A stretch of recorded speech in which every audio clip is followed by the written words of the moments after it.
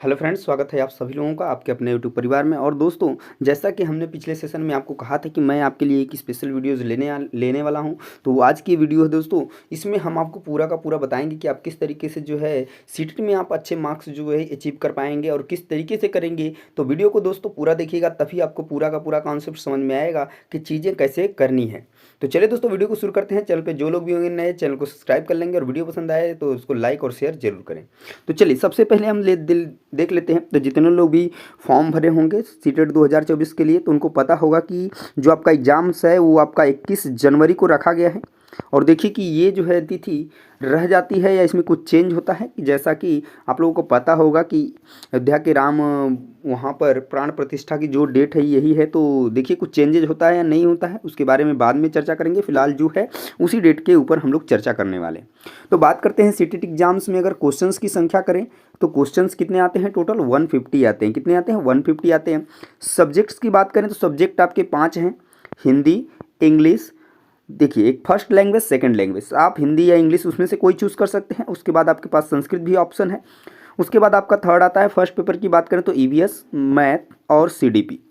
समझ में आ गया। और सेकंड पेपर की बात करें तो वहीं आपका हिंदी, इंग्लिश या संस्कृत, और उसके बाद साइंस या सोशल साइंस या और सीडीपी आपका कॉमन रहता ही है रहता है। तो चीज़ें समझ में आ गई कि 5 विषय ये होते हैं। उसके बाद अब आ जाइए, 150 क्वेश्चन होते हैं टोटल, जिसमें से अब ये टोटल नंबर की बात करें, मार्क्स की बात करें तो मार्क्स भी आपका कितना का आता है? तो वो भी आपका 150 का आता है। अब ये जो 150 मार्क्स है ना, ये दो डिवाइड हो जाता है दो पार्ट में।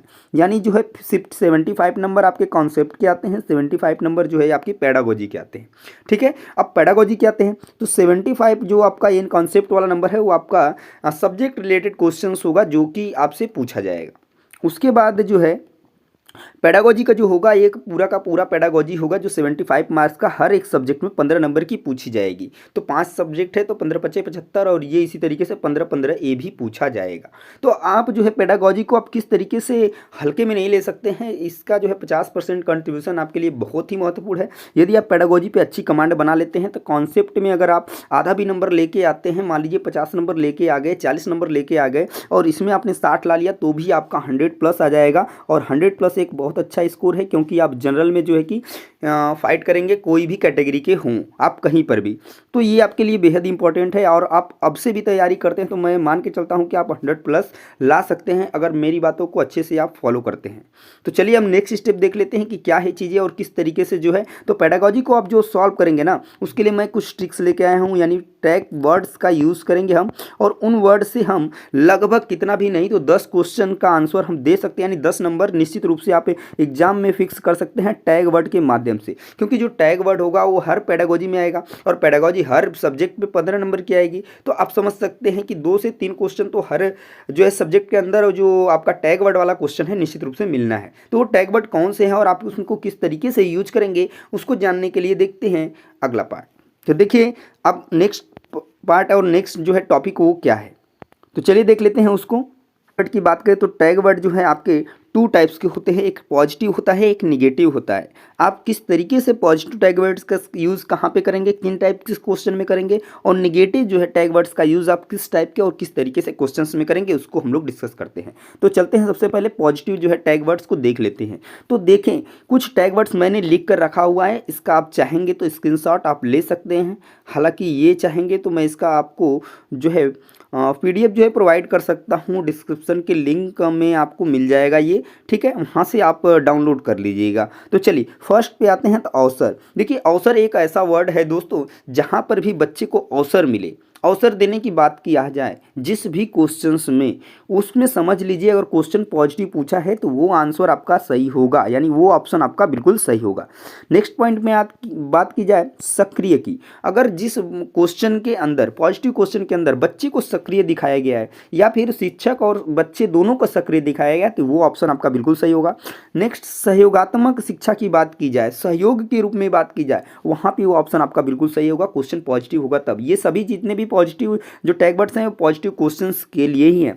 चर्चा करना पर किसी ऑप्शंस में आ जाए देखिए, चर्चा करने की बात की जाए तो जहाँ पर चर्चा होगी, जिस ऑप्शन में आपको चर्चा करना मिल जाए वो आपका बिल्कुल सही होगा, यानी बच्चों के साथ चर्चा का आयोजन किया जा रहा है तो वो ऑप्शन आपका बिल्कुल सही होगा। उसके बाद मूल्यांकन की बात की जाए तो जहाँ पर सतत एवं व्यापक मूल्यांकन की बात होगी उस ऑप्शन बिल्कुल सही होगा आपका। उसके बाद जहाँ पर भी सभी धर्मों, सभी समुदाय के बच्चों को एक साथ लेकर पढ़ाया जाए, समावेशी शिक्षा की बात की जाए, वो ऑप्शन आपका बिल्कुल सही होगा। मातृभाषा का सम्मान किया जाए, न कि उसको इग्नोर किया जाए, चाहे वो किसी भी समुदाय के बच्चे हों, वो अपने यहाँ के मातृभाषा का यूज कर रहे हैं अगर स्कूल के अंदर, तो उनको सम्मान दिया जाए, न कि उन्हें रोका जाए ये करने से। तो जहाँ पर ऐसा ऑप्शन मिले वहाँ पे राइट होगा। बच्चों को खोजबीन करने के लिए स्वतंत्र रूप से छोड़ना है, ठीक है। जहाँ पर भी बच्चा खोजबीन कर रहा है, स्वयं से जो है कार्य करके सीख रहा है, वहाँ पे वो पॉजिटिव ऑप्शन बनेगा। चलिए अगला पॉइंट देखिए, कुछ पॉइंट्स मैंने बहुत ही वो रखे हैं जो ज़्यादातर जो है एग्जाम में पूछे जाते हैं। मैंने ऐसे ही फालतू का जो है कि कोई वर्ड नहीं ऐड कर लिया है। जैसे आप क्वेश्चन जब करेंगे तो आपको ये चीज़ें समझ में आएंगी कि हाँ मैंने जो है ये सही लिया है या गलत लिया है। आप पूरा वीडियो पहले देख लेना, उसके बाद ही आप बताना कि हमें क्या ये आपके लिए यूजफुल है कि नहीं है, ठीक है। देखिए नेक्स्ट पॉइंट पे आ जाते हैं, जिज्ञासा, यानी जिज्ञासा पैदा करना। बच्चे के अंदर जिज्ञासा किसी भी ऑप्शंस में आपको मिल जाएगी, जिज्ञासा पैदा किया जा रहा है इस वजह से जो है कि, तो वो ऑप्शन में जो जिज्ञासा वाला वर्ड है ना आपके लिए पॉजिटिव बनेगा, तो वहाँ पे राइट आंसर वो बन जाएगा, वो ऑप्शन जिसमें दिया हो। बच्चे को प्रोत्साहित करने के लिए बोला जाए, अच्छे कामों के लिए, ठीक है। तो वहाँ पर जो अगर पॉजिटिव पूछता है तो वहाँ पर प्रोत्साहित करना एक जो है अच्छा वर्ड है, यानी कि पॉजिटिव वर्ड है। यही उसका उल्टा हतोत्साहित वर्ड होता है जो कि आपका निगेटिव होता है। तो प्रोत्साहित करना जो है पॉजिटिव वर्ड है, ध्यान दीजिएगा। जहाँ पर दैनिक जीवन से जोड़ने की बात की जाए, बच्चे को स्कूल के जो चीज़ें हैं उनको बाहरी जीवन से जोड़ने की बात की जाए, दैनिक जीवन से जोड़ने की बात की जाए, वास्तविक जीवन से उनके जोड़ने की बात की जाए, तो ये एक सबसे अच्छा पॉजिटिव जो है कि वर्ड बनने वाला है, टैग वर्ड, जो कि आपको ऑप्शंस को बिल्कुल सही करेगा। उसके बाद जिस क्वेश्चन में बाल केंद्रित शिक्षा की बात की जाए, बाल केंद्रित यानी बालक को केंद्र बना करके शिक्षा दी जाए, वहाँ पे ये ऑप्शन बिल्कुल सही हो जाएगा जहाँ पर बाल केंद्रित आ गया। सामाजिक अंतःक्रिया की बात की जाए कि बच्चा सामाजिक अंतःक्रिया के द्वारा सीख रहा है, ये ऑप्शन में वर्ड आ जाए तो ये बिल्कुल सही होगा उस ऑप्शन में।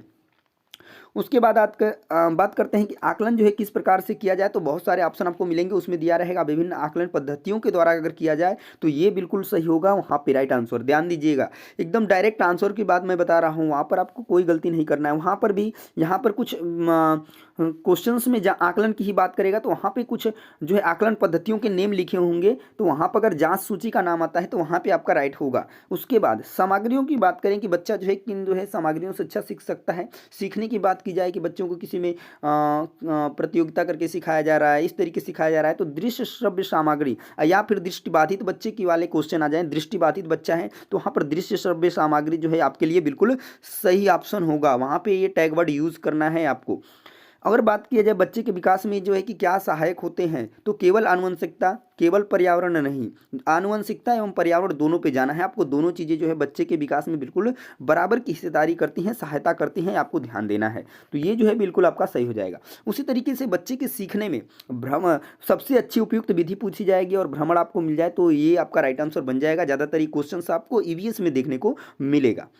नेक्स्ट क्वेश्चन बात की जाए बच्चे के विकास की पूरी जानकारी को रखना, यानी पोर्टफोलियो की बात की जाए, तो यहाँ पर अगर ऑप्शन में आपको पोर्टफोलियो मिल जाता है तो ये उससे अच्छा ऑप्शन को कोई नहीं मिलेगा, बिल्कुल आपका करेक्ट आंसर बन जाएगा।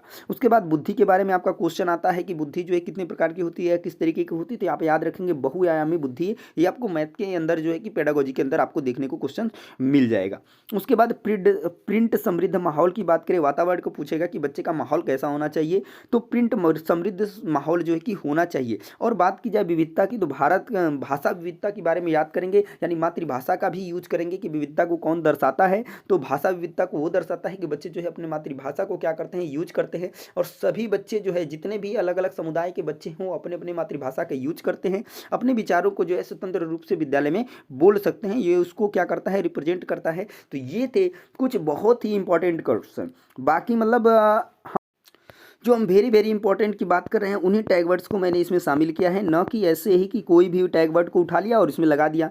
कि जब ये आपको तब पता चले जाएगा जब आप एग्जाम देंगे, तो निश्चित रूप से आप ये बताएंगे कि हाँ ये यूजफुल आपके लिए वीडियो रही है कि नहीं, इतना मान के चलिए।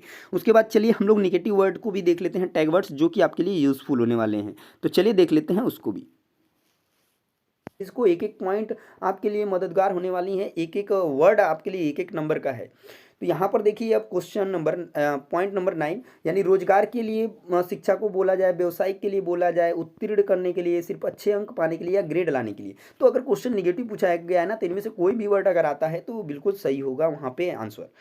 उसके बाद त्रुटियों को महत्व नहीं देना है। बच्चे ने त्रुटि कर दिया है तो उसको आप पीटेंगे या फिर उनको हटा देंगे, उनको अलग कर देंगे। अलगाव, देखिए मैंने एक वर्ड और नहीं लिखा है इसमें, अलगाव।